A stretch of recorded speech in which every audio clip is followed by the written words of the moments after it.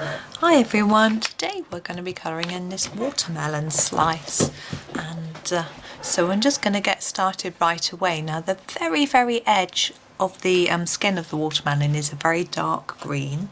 I'm not going to go mega dark, but I'm going to grab my permanent green olive, and I'm just going to do a really heavy line over the top of the black and just bringing it in very slightly so that we can show the skin. I'm not very good at having a nice straight line, but if you can, do. Now we have a white area here on the watermelon, which is very slightly green by the skin. So I'm just doing the faintest bit of green here, and then I'm actually not going to do it white. I'm going to grab my ivory and just blend it over here like that, and that's us for that bit.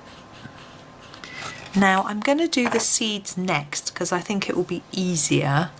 Now they can be black or white, but I always think it looks more impressive, should I say, if they're black. I'm going to do them black.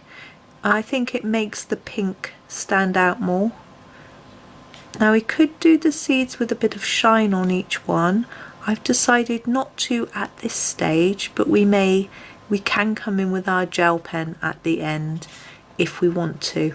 I'm going to see how the shine on the rest of the melon looks first. I'm not going to make that decision yet.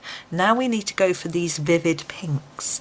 It's a bit tricky. I don't really know which pinks to use. I think we're going to have to use a combination of pinks to get the right sort of tone, which is fine and fun. So I'm just looking. I'm just going to grab one and get started. So I'm going to use the Permanent Carmine first, and I'm just going to do a light layer, because what I've noticed about watermelon is that it looks slightly white. So if we see paper through, I think that's going to work. I think that's going to look more realistic.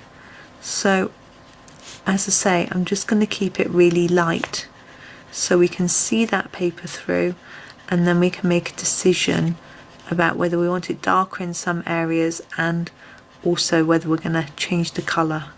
This is it's not really vibrant enough for my liking, but it acts as a good base.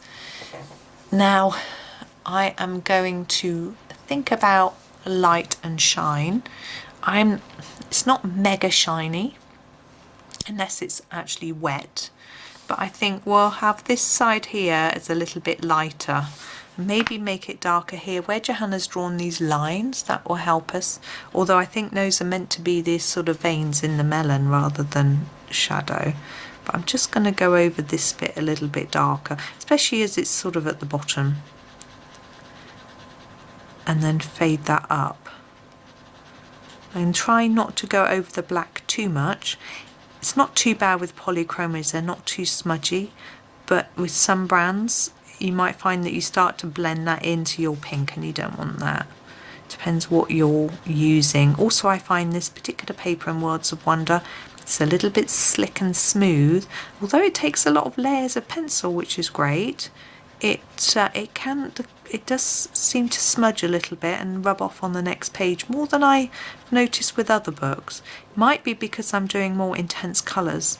It might be the paper. I'm not sure. I have written to the book publishers to ask them if the paper is the same, but I haven't heard back from them. So I hope you can see I'm just starting to build up layers down in this corner to make it lighter here and darker down here, just to indicate that maybe there's some shadow down here. I haven't changed my colour because looking at how this is building, I'm quite liking it. I don't think we necessarily need a different colour. I think I may have picked the right one. Perhaps I'm getting, as you use your pencils more, you get used to knowing which one's going to look right colour wise.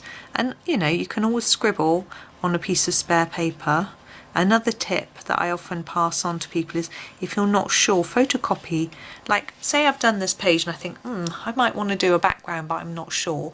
Photocopy the page, fiddle around with it, stick a background in on your photocopy just vaguely, see what it looks like, see if you like it or not before you go ahead and, you know, do it for real. So it's windy outside.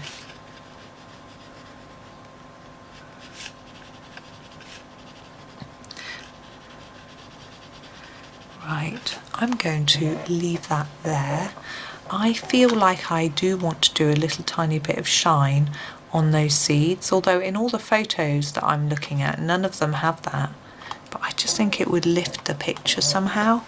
So I'm going to grab my jelly roll and do the tiniest little dot on each one. Just hold the page still, it's bending. Now because our light's here, do it on the right hand side of each seed, just the tiniest bit. Might want to use a thinner gel pen, I probably should have done. There we go, and that's that. Gonna leave it there. So I hope you enjoyed that one. Thank you very much for watching and happy colouring.